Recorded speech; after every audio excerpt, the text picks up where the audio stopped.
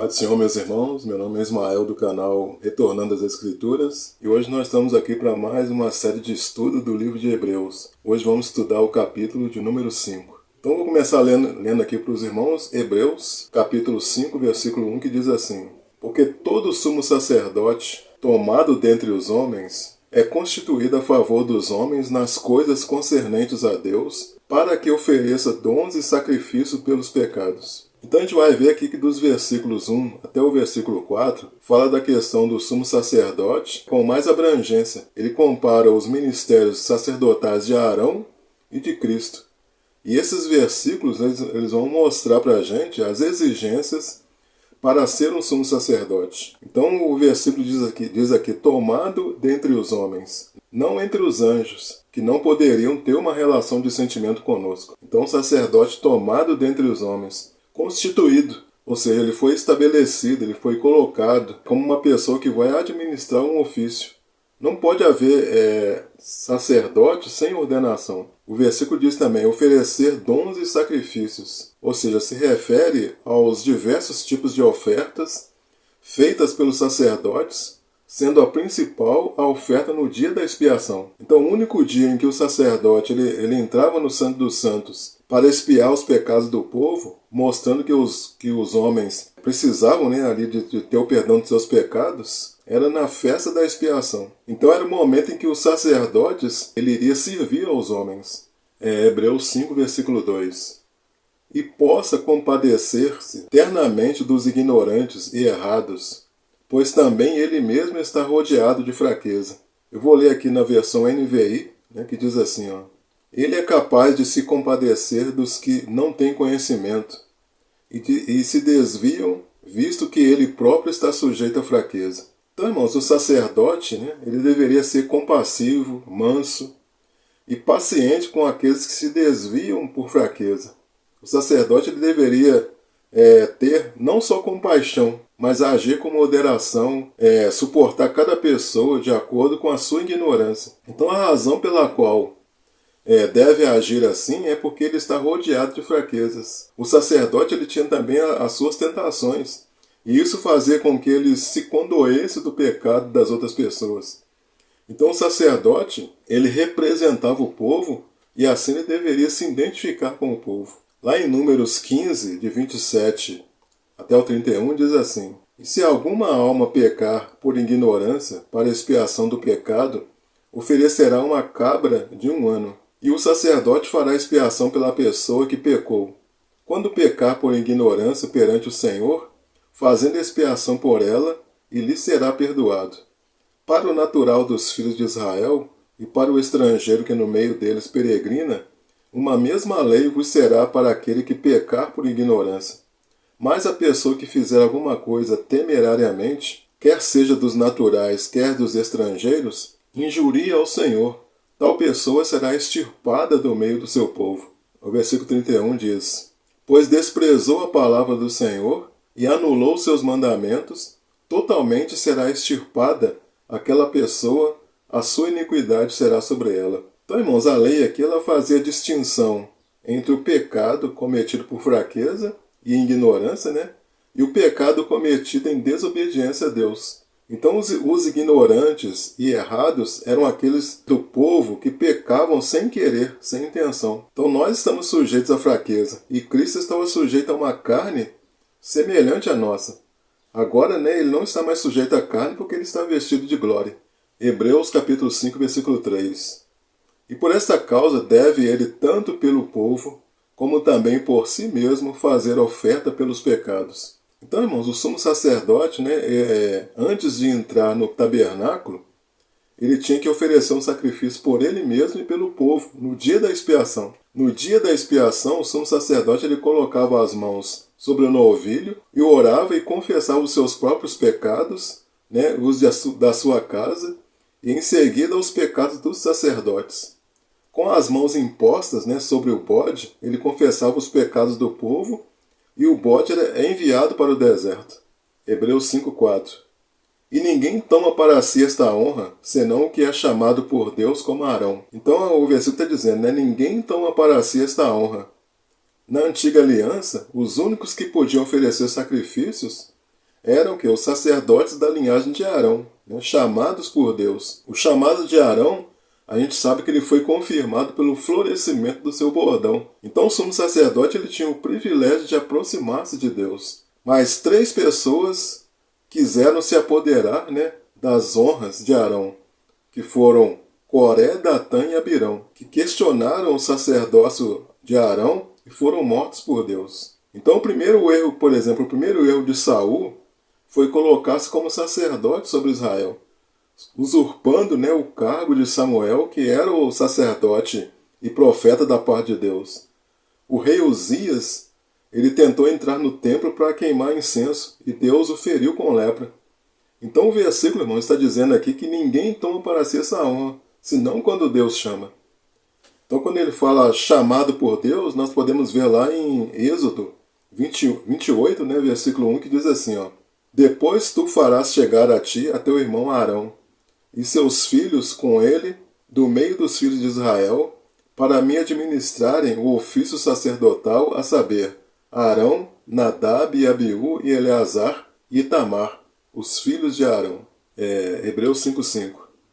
Assim também Cristo não se glorificou a si mesmo, para se fazer sumo sacerdote, mas aquele que lhe disse, Tu és meu filho, hoje te gerei. Então, comparando, né, com o sacerdócio de Arão, somente Cristo ele foi chamado Filho de Deus. Cristo ele não se glorificou. Por quê? Porque o seu ofício é santo. Ninguém poderia tomá-lo para si mesmo. Então Cristo, irmãos, ele não chamou a si mesmo para ser sumo sacerdote. Foi o Pai quem o chamou.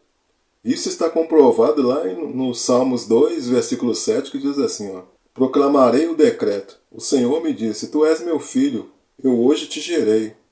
E também lá no Salmo 110, versículo 4, que diz assim, ó: Jurou o Senhor e não se arrependerá. Tu és um sacerdote eterno, segundo a ordem de Melquisedeque.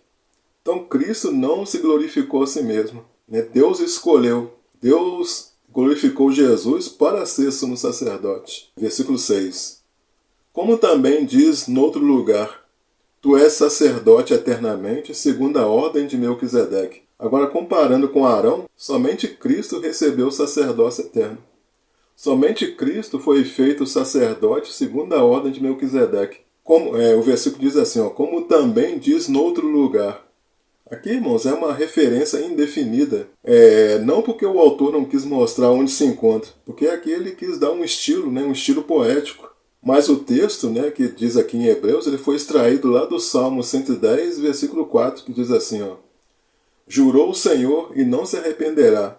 Tu és um sacerdote eterno, segundo a ordem de Melquisedeque. Então, irmãos, Melquisedeque, né, nós sabemos que é uma figura do Messias, não foi da descendência de Sem, como algumas pessoas falam, né, e que virou sacerdote. Na Bíblia diz que Melquisedeque não tem descendência, ou seja, não é uma figura humana, é uma teofania que apareceu diante de Abraão. Então Melquisedeque era rei e sacerdote. E se ele é sacerdote para sempre, não poderá haver sucessão no sacerdócio. Hebreus 5:7. O qual nos dias da sua carne, oferecendo com grande clamor e lágrimas, orações e súplicas, ao que podia livrar da morte, foi ouvido quanto ao que temia. Então o versículo diz, o qual nos dias da sua carne. Então fala da encarnação de Cristo durante a sua vida terrena. Essa morte aqui, irmãos, não é a morte na cruz, é a morte relacionada ao pecado. Jesus não poderia pecar, né? Ele suplicava ao Pai dizendo, eu não posso pecar. Ele clamou ao Pai e o Pai ouviu. Então por isso que o versículo diz aqui, ó, foi ouvido quanto ao que temia. O que ele temia? Ele temia pecar. Então Cristo ele orava com lágrimas para que ele não pecasse diante de Deus. Na nossa mentalidade, né, deve ser se afastar do pecado. E Cristo ele tinha essa mentalidade de se afastar do pecado. Ele não poderia pecar. E esse forte clamor, lágrimas, orações e súplicas, essas ações elas falam da experiência vivida lá no Getsêmani. Jesus ele não era diferente de nós com relação aos nossos temores, às nossas fraquezas. Cristo não ofereceu sacrifício por si mesmo, mas ofereceu por nós clamor, lágrimas, orações e súplicas. E foi ouvido e seu sacrifício aceito por causa do seu temor. ele foi resgatado da morte pela ressurreição. Então, comparando com Arão, somente Cristo ofereceu a Deus tudo isso no Getsemane, né? Ao que tinha poder para livrar da morte. Hebreus 5:8. Ainda que era filho, aprendeu a obediência por aquilo que padeceu. Então, irmãos, Jesus ele não era pecador, mas Jesus não nasceu sabendo de tudo. Ele precisou aprender do zero. Então, aprender a obedecer, não a obedecer como se antes ele fosse desobediente, mas ele teve de passar pela experiência de obedecer à vontade de Deus como homem. Então, aprender a ouvir a voz de Deus, ou seja, ele foi sendo aperfeiçoado. Ele passou por um processo. Jesus superou cada dificuldade de forma progressiva. Ele sentiu na sua própria experiência o que é ter fraqueza.